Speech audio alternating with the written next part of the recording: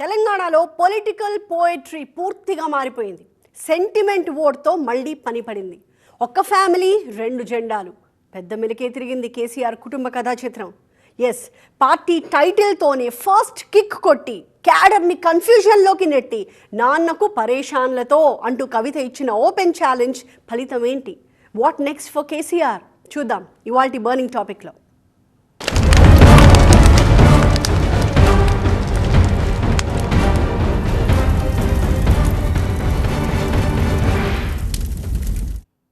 చచ్చుడు కాదు వచ్చుడే, గులాబీ మళ్లీ గుబాళించుడే అని జగిత్యాల ప్రజాశీర్వాద సభలో తొలిసారి డైరెక్ట్ వార్ ప్రకటించినప్పుడు కేసీఆర్ గేరు మార్చి దూకుడు పెంచినట్టు స్పష్టంగా కనిపించింది. 2.5 ఏళ్ల ముందే రూలింగ్ పార్టీకి సినిమా మొదలైంది అంటూ తూటాల్లాంటి మాటల్ని సంధించి క్యాడర్కి కిక్ ఇచ్చి పార్టీని మళ్లీ ఫామ్లోకి తీసుకొచ్చేశా అని సంకేతాలు ఇచ్చారు. శత్రుపక్షం కూడా ఉలిక్కిపడి అలర్ట్ అయింది. సరిగ్గా 4 రోజులైనా కాకముందే పార్టీలో ఉత్సాహం అంతా ఆవిరైపోయిందా? కార్ పార్టీకి కొత్త సంకటం మొదలైందా? ఎస్, కేసీఆర్ బుర్రని ఖరాబు చేయడానికే అన్నట్టుంది తెలంగాణలో కొత్త పొలిటికల్ పోయిట్రీ. డాటర్ టెన్షన్స్ బీఆర్ఎస్ని ఎంత మేరకు ప్రభావితం చేస్తాయి? మన పార్టీ పేరు టిఆర్ఎస్.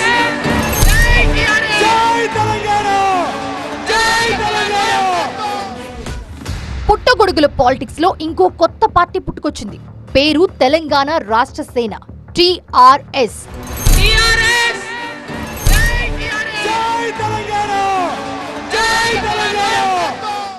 దేశ రాజకీయాల్లో పెను ప్రకంపన అనే హెడ్లైన్లు లేవు. నేషనల్ మీడియా ఎంత ఫోకస్ చేస్తుందన్న లెక్కలు అక్కర్లేదు. కానీ తెలంగాణ పొలిటికల్ సినారియోలో అరుదైన దృశ్యం ఇది.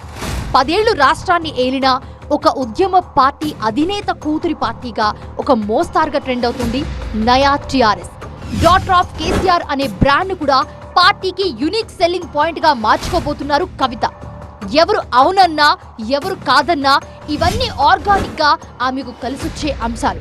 కానీ పార్టీ పేరును నిర్ణయించడంలో ఆమె చూపిన తెగువ, పార్టీ ఆవిర్భావం సందర్భంగా ఆమె చేసిన ప్రసంగం, నాన్నకు పరేషాన్లతో అంటూ ఆమె ప్లే చేసిన యాంటీ సెంటిమెంట్, ఇవన్నీ ఆమె పార్టీ మనుగడను నిర్దేశించబోతున్నాయా? అవతలి వాడు మనవాడైనా సరే, అధర్మం వైపు వాడుంటే వాళ్ళ మీదైనా సరే యుద్ధం చేయడానికి ఖచ్చితంగా వెనుకడుగు వేయకుండా ముందుకే వెళ్తామని తెలియజేస్తూ, మరి ఈ 3 పార్టీలు కూడా, Congress party single agenda Rahul గాంధీని ప్రధానమంత్రి చేయాలి, BRS party single agenda farm హౌస్లో పెద్దసారి ఉండాలి, చిన్నసారి సీఎం కావాలి, బీజేపీ పార్టీ సింగిల్ ఎజెండా సామాజిక న్యాయాన్ని కథం పట్టియాలి. కాబట్టి 3 పార్టీల మీద కూడా యుద్ధం చేసేది ఉన్నది. అవతలివాడు మనోడైనా సరే కొట్లాడుడే అన్నప్పుడు ఫ్యామిలీని తీసి పక్కకు పెట్టేశారు. గతంలో చాలా పొరపాట్లైనాయి, దాంట్లో నా పాళ్లు ఉన్నాయి అన్నప్పుడు నాన్న పార్టీతో తెలివిగా తెగదెంపులు చేసుకున్నారు. మారిన కేసీఆర్ మనకొద్దు అన్నప్పుడు కేసీఆర్ ఫాలోయింగ్ లో చీలిక తెచ్చినట్టు కనిపించారు. కన్న బిడ్డను కాలదన్నుకుని పందికొక్కుల్ని పక్కన పెట్టుకున్నాడు అన్నప్పుడు కుటుంబంలో తనకు అసలు శత్రువు ఎవరో బయట పెట్టినట్టు కనిపించారు. మొత్తంగా పార్టీ ప్రకటన సభలోనే కన్న తండ్రిపై తిరుగుబాటు జెండాను గట్టిగానే ఎగరేశారు. దుఃఖంతో అన్నానంటూనే తండ్రిపై ఈటల్లాంటి మాటలు అనేశారు కొత్త పార్టీ అధినేత్రి కవిత. ఆనాడు పరిపాలించిన కుటుంబంలో నేను కూడా ఒక భాగం. ఆనాడు పరిపాలించిన కుటుంబంలో ఒక భాగమైనందుకు కొన్ని విషయాలకు నేను సిగ్గుపడతా ఉన్నాను. తెలంగాణ ప్రజల్ని క్షమించమని కూడా కోరుతా ఉన్నాను. మన కేసీఆర్ అయ్యుంటే ఆ పాలమూరు రంగారెడ్డి ప్రాజెక్ట్ కాడ కూర్చేసుకొని అది కట్టిస్తుండే. ఏం చేసినారు మారిన కేసీఆర్ గారు? పంజాబ్ పోయినరు, గుజరాత్ పోయినరు, బీహార్ పోయినరు. మేము మొత్తం రాష్ట్రంలో పీక్ కట్టలు కట్టాం, నేషనల్ పార్టీ పెడతామని పోయినరు తప్పితే తెలంగాణ ప్రజలను పట్టించుకోలేదు. అవినీతి జరిగిందని చెప్పి నన్ను బయటేసి అవినీతి చేసిన పందికొక్కుల్ని పక్కన కూర్చోబెట్టుకున్నారు చూడు, అది మన కేసీఆర్ కాదు. వీటన్నింటికంటే ముందు పార్టీ పేరు విషయంలో కవిత వేసిన అడుగు ఆసక్తికరం, సాహసోపేతం కూడా. ఉద్యమ సమయంలో కేసీఆర్ మస్తిష్కంలో పుట్టిన ఫ్లాష్ ని, ఇప్పుడున్న బీఆర్ఎస్ పార్టీ డిఎన్ఏని కవిత చాలా తెలివిగా హైజాక్ చేశారా? దాంతో ఆమెకు ఒనుగూడే అడ్వాంటేజ్ ఎంత మాత్రం? ఇప్పటికైతే అంచనాలకు అందేది కాదు. రేవంత్ రెడ్డిని కొద్దిగా ఉపేక్షిస్తూ తండ్రి కేసీఆర్ పై మాత్రం డైనమేట్లు పేల్చడం, అటు ఢిల్లీ నాయకత్వాన్ని ఉతికి ఆరేయడం, టోటల్ గా తన రాజకీయ వ్యూహాన్ని కవిత చెప్పకనే చెప్పేశారు. ఎవరు ప్రధాన శత్రువులు, అవసరాన్ని బట్టి ఎవరితో పొత్తులు పెట్టుకుని ముందుకెళ్లొచ్చు లాంటి ఎలక్టోరల్ స్ట్రాటజీని కూడా రివీల్ చేశారు కవిత. అంటే political game or political agenda లేదా పొలిటికల్ ఎత్తుగడ అంటాం కదా, దీంట్లో చాలా స్పష్టంగా కేసీఆర్ బీఆర్ఎస్ పార్టీ మీద దాడి, కేటీఆర్ మీద దాడి, రెండో వైపు రేవంత్ మీద తక్కువ దాడి, బీజేపీ మీద దాడి, ఈ మూడు అర్థం చేసుకున్నప్పుడు కవిత ఏ ఏరియాలోకి, ఏ క్షేత్రంలోకి, ఏ గ్యాప్లోకి రాజకీయంగా ఒక మైలేజ్ తీసుకోవడానికి ప్రయత్నిస్తున్నారో మనకు అర్థమవుతుంది. కానీ కొత్తగా పుట్టిన టీఆర్ఎస్ పార్టీ ఏ సెక్షన్లను అట్రాక్ట్ చేస్తోంది, ఏ పార్టీ ఓటు బ్యాంకులు చీలుస్తోంది అనే క్యాలిక్యులేషన్స్ మొదలైపోయాయి. కానీ కేసీఆర్ కుటుంబంలో వచ్చిన రాజకీయ చీలిక తెలంగాణలో ఎలాంటి మలుపులు తీసుకోబోతుంది అన్నదే వెరీ ఇంట్రెస్టింగ్. ఉద్యోగం మాన్పించి ఉద్యమంలో చేర్పించి రాష్ట్ర సాధనలోనే కాదు పార్టీ నిర్మాణంలో కూడా కేటీఆర్ని పక్కబలంగా చేర్చుకున్నారు. తర్వాత వర్కింగ్ ప్రెసిడెంట్గా ప్రమోషన్ ఇచ్చారు. తెలంగాణ జాగృతి పేరుతో కల్చర్ని, విమెన్ సెంటిమెంట్ని ఒక్కటి చేసి పార్టీకి తోడు నీడగా నిలబడ్డ బిడ్డగా కవితని హక్కును చేర్చుకున్నారు. మంచి మాస్ ఫాలోయింగ్ ఉంది అని గుర్తించి మేనల్లుడు హరీష్ రావుకి కూడా ఒక పెద్ద కుర్చీ వేశారు. ఇలా పర్ఫెక్ట్ అనిపించుకున్న కేసీఆర్ ఫ్యామిలీ ఫోటోకి ఇప్పుడు ఏమైంది? కవిత రెవల్యూషన్తో కేసీఆర్ కుటుంబ కథా చిత్రంలో యాంటీ క్లైమాక్స్ మొదలైందా? ఫ్యామిలీతో పాటుగా పార్టీకి జరగబోయే డ్యామేజ్ని కేసీఆర్ ఎలా కంట్రోల్ చేయబోతున్నట్టు? కేసీఆర్ గారి మీద ఈగ వాలితే కూడా ఊరుకోము. ఇయాలటి కేసీఆర్ మారిన మనిషి, మన మనిషి కాదు. మన మనిషి కాదు, మరమనిషి అని కన్న తండ్రికి కవిత దూరంగా జరిగినప్పుడు పొలిటికల్ గా నిట్ట నిలువునా చీలింది కేసీఆర్ కుటుంబం. ఏటా రక్షాబంధన్ రోజు టంచనుగా అన్నకు రాఖీ కట్టిన రోజులు, నాన్న కాళ్లకు మొక్కి ఆశీర్వాదాలు తీసుకున్న సందర్భాలు అన్నీ క్యాడర్ కళ్లల్లో ఇప్పటికీ మెదులుతున్నాయి. అందరికీ అమ్మనవుతారన్న కవిత కేసీఆర్ పెట్టిన పార్టీని మాత్రం వేటాడతానని శపథం చేయడాన్ని జీర్ణించుకోలేకపోతుంది గులాబీ దండు. టోటల్ గా బీఆర్ఎస్ వర్సెస్ టీఆర్ఎస్ గా మారాయి ఫ్యామిలీ పాలిటిక్స్.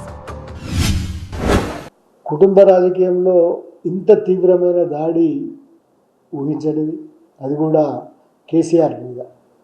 కేసీఆర్ మీద ఈ దాడి నిజానికి జరగాల్సిన చర్చ నుంచి పక్కకు దారితీసే అవకాశం ఉంది. కుటుంబంలో ఆలోచన కూడా చేయాల్సిన అవసరం వచ్చేస్తుంది. ఎందుకంటే ఇప్పటిదాకా ఆమె కవిత, హరీష్ రావు, సంతోష్ అట్లాగే కొన్ని సందర్భాల్లో కేటీఆర్ మీద వ్యాఖ్యలు చేసినారు. కానీ ఇవి తీవ్రమైన వ్యాఖ్యలు, కేసీఆర్ మీద చేసినవి చాలా తీవ్రమైన వ్యాఖ్యలు. పార్టీ పేరుతోనే బీఆర్ఎస్ అధిష్టానానికి టెన్షన్ టైం మొదలైంది. టీఎస్ అనే సౌండ్లోనే కేసీఆర్ ఆత్మ ఉందని, టీఆర్ఎస్ పార్టీ పేరునే గుర్తు చేస్తుందని గట్టిగా నమ్మారు. కనుకే రాష్ట్రం పేరును టీఎస్ నుంచి టీజీగా మార్చారు సీఎం రేవంత్ రెడ్డి. కానీ ఇప్పుడు ఆ రెండక్షరాల సెంటిమెంట్ కవిత ఖాతాలోకి వెళ్ళిపోయింది. తెలంగాణ రాష్ట్ర సమితి గతం, తెలంగాణ రాష్ట్ర సేన వర్తమానం. సమితి డిలీట్ అయిపోయి సేన వచ్చి చేరింది. టీఆర్ఎస్ అనే శబ్దం తెలంగాణ సమాజంలోకి బాగా చొచ్చుకుపోయిందని ఒక సందర్భంలో కేసీఆర్ చెప్పుకున్నారు. పార్టీ ఓటమికి కారణాల్లో పార్టీ పేరు మార్చడం కూడా ఒకటని క్యాడర్లో ఒక క్లారిటీ కూడా ఉంది. బీఆర్ఎస్ ను టీఆర్ఎస్ గా మార్చబోతున్నట్టు హింట్ కూడా వచ్చేసింది. కానీ ఇప్పుడు ఆ ఛాన్స్ లేకుండా పోయిందా? టీఆర్ఎస్ అనే సొంత బ్రాండ్ ను కవితకు వదిలిపెట్టడం తప్ప కేసీఆర్ కి మరో మార్గమే లేదా అంటే ఎందుకు లేదు, ఉంది అంటుంది బీఆర్ఎస్ పార్టీ. సారు ఇక రారు అనే ఒక పదాన్ని కూడా ఆమె ప్రయోగించింది, ఒక సెంటెన్స్ను. అంటే దాని ద్వారా ఆమె చెప్పదలుకున్నది ఏంటంటే కేసీఆర్ గారికి యాక్టివ్ రాజకీయాల్లో రారు, ఉండరు. ఆ తర్వాత ఆ కుటుంబంలో నెక్స్ట్ సక్సెసర్గా ఉండే కేటీఆర్ గారు కానీ హరీష్ రావు గారు కానీ వీళ్ళెవరూ ఆ పార్టీని నడపలేరు.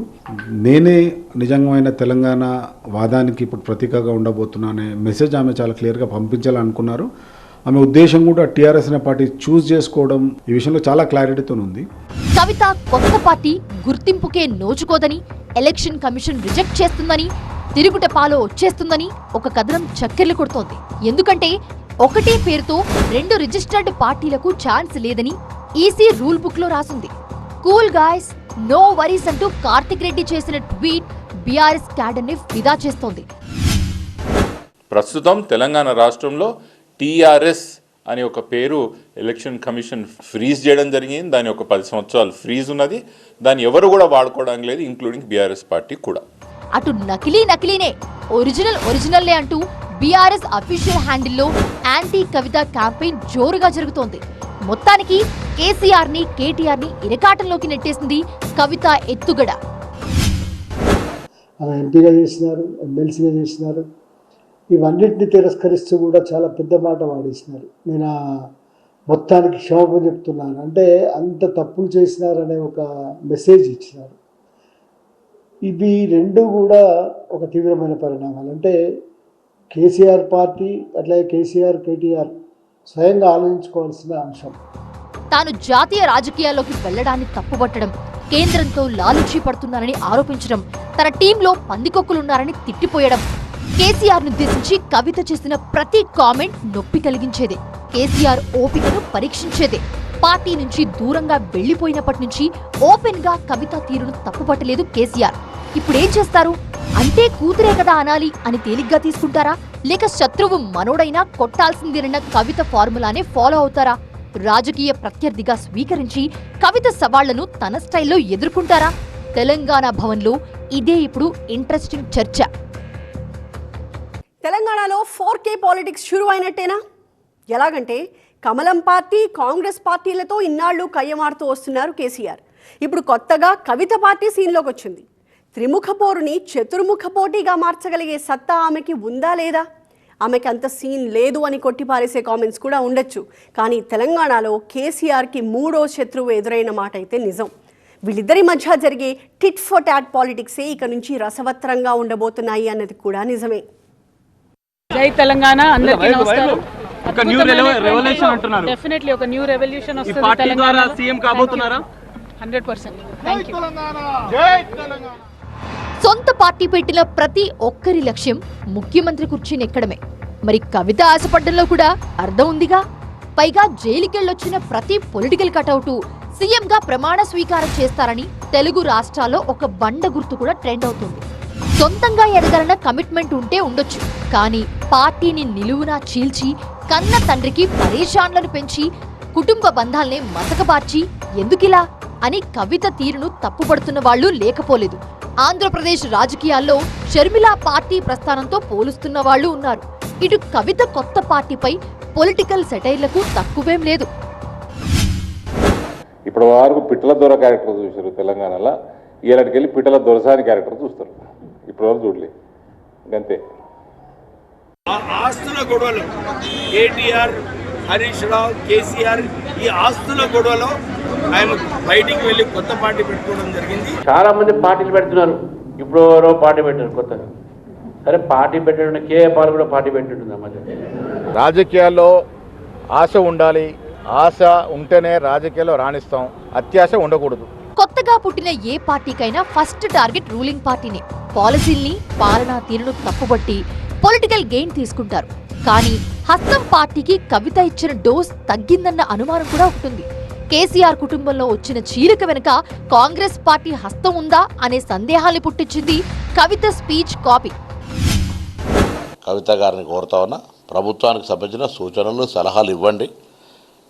ఎవరైనా బాధ్యత గల ప్రతిపక్షంగా మీరు రాజకీయ పార్టీ పెట్టదలుచుకున్నప్పుడు ప్రభుత్వం ఏం చేయాలి మీ ఆలోచన చెప్పండి. మేము ఏమైనా పొరపాటు చేస్తే చెప్పండి. కానీ ఏం లేదు ఏకదం కర్కటకుడు అనే కాడికి వెళ్ళిపోతున్నావు అంటే నీ మైండ్ సెట్ అర్థం చేసుకో. సబ్బండ వర్గాల సంక్షేమం కోసం, రేపటి తెలంగాణ కోసం కొత్త రాజకీయ శక్తిగా వస్తున్నాం అనే సాదాసీదా థియరీతో పార్టీ పెట్టారు కవిత. ప్రత్యేకించి ఏ ఓటు బ్యాంకు మీద పూర్తిగా నమ్మకాలు లేవు. నిజానికి ఇదొక పెద్ద సాహసం. కలల్ని కంటే సరిపోదు, వాటి సాకారం కోసం క్యాడర్ని కూడదీసుకోవాలి. సెకండ్ గ్రేడ్ లీడర్షిప్ ను చేరదీసుకోవాలి. ఒత్తిళ్లను తట్టుకుని గట్టిగా నిలబడాలి. కవిత నాయకత్వంలో ఏర్పడ్డ కొత్త పార్టీ తెలంగాణలో నిలదొక్కుకోవాలన్నా, ప్రజలకు ఉపయోగపడేటువంటి పద్ధతుల్లో అది ఎదగాలన్నా అది కేవలం పార్టీ పేరు మీద ఆధారపడితే ఉపయోగం లేదు. పార్టీ పేరుతోనే అన్నీ వస్తాయి అనుకుంటే వచ్చేదేం ఉండదు. ఉన్న ఓట్లు చీల్చుకోవడం తప్ప తెలంగాణ ప్రజలకు ఉపయోగపడేదేమీ జరగదు. ఒకవైపు రాజకీయ అంశం, రెండవ వైపు ప్రజా సమస్యల పరిష్కారం. ఈ రెండింటి కోసం పెద్ద ఎత్తున ప్రజలను సమీకరించి ఉద్యమ బాట పట్టాలి. ఆ మేరకు కలిసొచ్చే పార్టీలతో కలిసి పనిచేయాలి. ఇన్ని సవాళ్లు ఒక లెక్క, కన్నతండ్రి కేసీఆర్ తో కొట్లాట ఒక్కటి ఒక ఎత్తు. ఒకవేళ కేసీఆర్ కూడా కూతుర్ని ఉపేక్షించకుండా మిగతా శత్రు పార్టీలతో కలిపి చూస్తే, తనదైన స్టైల్లో కౌంటర్ స్కెచ్లు వేస్తే కవిత పార్టీ మనుగడే డేంజర్లో పడుతోంది. చూడాలి నాన్న కూతుర్ల కొట్లాటలో ఎవరిది పైచేయి అవుతుందో. 40 ఏళ్ల రాజకీయ ప్రస్థానం, 13 ఏళ్ల ఉద్యమం, 10 ఏళ్ల పాలన, ఇంత చూసిన కేసీఆర్ రాజకీయ చాణక్యానికి ఇది కీలక మలుపు అనుకోవచ్చు. మరి ఎలా డీల్ చేస్తారని రాష్ట్రం అంతటా కూడా చాలా ఆసక్తిగా చూస్తోంది. ఏం జరుగుతుందో చూద్దాం. ఇది ఇవాల్టి బర్నింగ్ టాపిక్. మరొక అంశంతో మళ్ళీ కలుద్దాం. చూస్తూనే ఉండండి TV9.